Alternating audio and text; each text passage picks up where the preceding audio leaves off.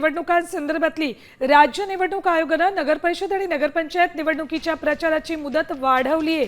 2 डिसेंबरला होणाऱ्या मतदानासाठी 1 डिसेंबरच्या रात्री 10 वाजेपर्यंत उमेदवारांना प्रचार करता येणार आहे। यापूर्वी 30 नोव्हेंबरला प्रचार संपणार होता।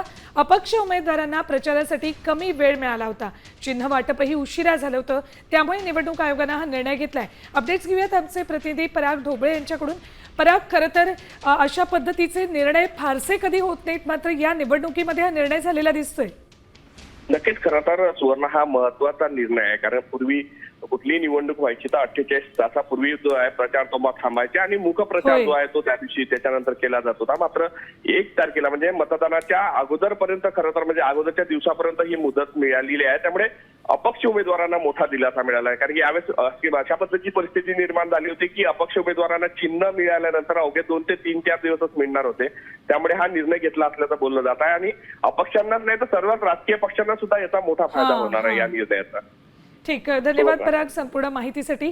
खरं तर केवळ अपक्षांसाठी हा निर्णय घेतला असं जरी निवडणूक आयोगाकडून सांगितलं जात असलं तरी सुद्धा या सगळ्याच उमेदवारांना याचा फायदा होणार आहे।